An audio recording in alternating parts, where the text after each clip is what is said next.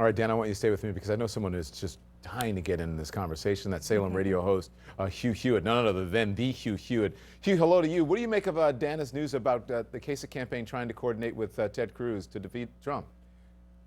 I had heard it. Dana is the first to report it, and my hat is off to her. I'm not surprised she has the best sources. I had also heard that Governor Romney was acting as a go-between between campaigns, and so I confirm everything that Dana has reported. I'd heard but wasn't willing to go with because I wanted it from someone like Dana, so I'm not surprised.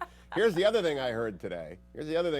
Republicans who are not allied with any camp are working overtime to make the convention boring by scheduling delegate debate calls in the afternoon and morning so that there are not nighttime riots and nighttime fights because Donald Trump's not going to get to 1,237, and they don't think that Ted Cruz can get there on the second ballot, which means you got to start balloting early or you'll have chaos. So I hate it. I hate to tell my friends at CNN it's going to be a dull Cleveland television set because the Republicans don't want to fall into a 1968 in Chicago situation. But we've got people like me, we've got Anderson, we've got Wolf, we've got Jake, we have Hugh, we have Dana, and we've got a lot of people who we can, fill in the gaps with. So it's still going to be interesting. I want to continue to ask you about Dana's reporting and what you had heard as well.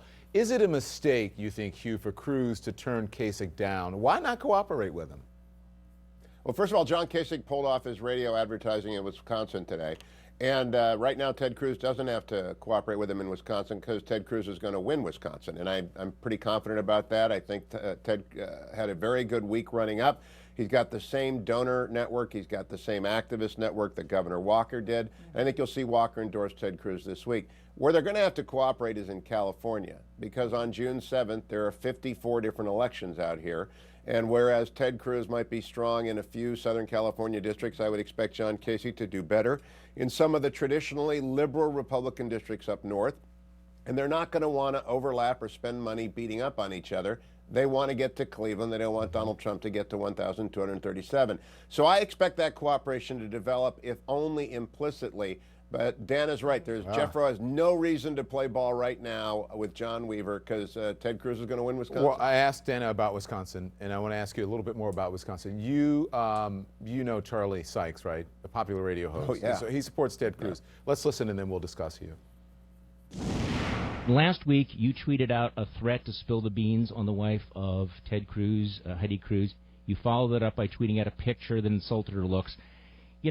Wouldn't it be a good way to start off your Wisconsin campaign by saying that wives should be off limits and that you apologize for mocking her looks? Well, by the way, I think it's true, actually, Charlie. But, if you remember, Melania my wife was a very, very big, successful model. And she did a cover shoot for GQ magazine. And it was, a little provocative. It was GQ, and she was a model. But what they did is, and Ted Cruz knew totally about it, and he says he didn't know about it. He totally knew about it. And they sent that out to the people of Salt Lake City, or the people of Utah, and it was, with a very nasty statement on it. So he knew totally about that. If he didn't know about that, it would be a whole different thing, but he totally knew about it. It was done by people that he knows very well. Well, it was not Ted Cruz or his campaign. So is your standard no, I'm just telling you, he knew. Okay, these people so did. Is this your standard that if a supporter of another candidate, not the candidate himself, does something despicable, that it's okay for you personally, a candidate for president of the United States, to behave in that same way? I mean, I expect that from a 12-year-old bully on the playground. How do you think this plays, Hugh, in Wisconsin? Does this help or hurt either of them?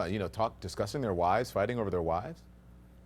Well, Charlie Sykes is the most influential talk show host in Wisconsin, and he's a consummate professional. And Donald Trump did very well in an interview for which he may not have been adequately prepared, because Charlie is actually #NeverTrump. I'm not, Dan is not. We're not never Trump people, but Charlie Sykes is a never Trump. But what about person. Wisconsin? Donald Trump. How are people going to feel? How do they feel about this?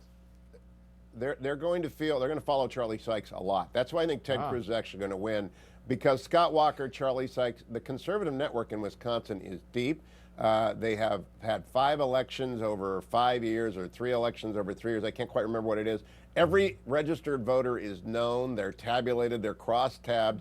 And the Cruz data machine mines them and turns them out. And opinion makers like Charlie Sykes, I think Dana will agree, make a big difference. Dana, go ahead. I absolutely agree. I actually got to meet Sykes when I was way back when Scott Walker was a presidential candidate. Remember that? Yeah. And I did a profile on Walker because, as you said, Hugh, Sykes kind of is the voice of the conservative movement, certainly on talk radio in Wisconsin. But I think more than them following Sykes, he knows the Republican electorate.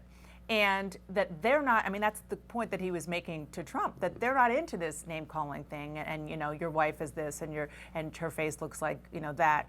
And it was pretty interesting to see Cruz himself, after he really engaged and got into the mud and defended his wife and defended himself and so forth last week, reset today. And he did it even on the stump, but even more so in an interview with our colleague Sunlen Serfati.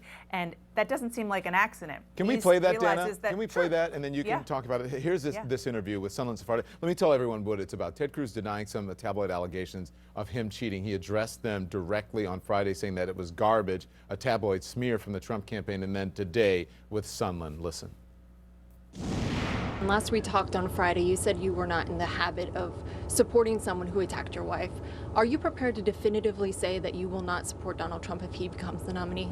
Well, as you rightly noted, I'm not in the habit of supporting people who attacked my wife and attacked my family. Donald Trump is not going to be the nominee. We are going to beat him for this nomination. So, Dana, before you continue, though, I mean, we saw this with Marco Rubio just before he dropped out of the race. Is it getting harder, do you think, for Ted Cruz to hold to that pledge that they all signed to support the ultimate Republican nominee? Yes, of course, it's getting harder for him. It's getting harder for a lot of Republicans in the #NeverTrump movement. Mm-hmm. However, at the end of the day, they're all going to have to, look in the mirror and look into their souls and figure out whether they prefer a Donald Trump or a Hillary Clinton or Bernie Sanders, obviously more likely at this point Hillary Clinton. And that's going to be the bottom line end of the story for a lot of them. Some will say, you know what, I'm just going to be neutral. I'm not going to say, which means effectively that they're not backing Donald Trump or maybe even privately voting for Hillary Clinton. Who knows? But I do think that not on that particular answer, but broadly, the fact that Cruz is trying to kind of pull back from the mud is for a lot of reasons. One is because it doesn't help him at all. In general, but specifically in a place like Wisconsin. He doesn't want to sully things in a place where voters are just turned off by that, even more than other places. Yeah. Unfortunately, we're out of time, but fortunately, it was a great conversation. I appreciated having you, especially Dana. Hugh, Thank you. You're okay. Thank you. You have a Hugh and Dana reunion. We love that. It's always a pleasure for both of you. You. Thank you very much.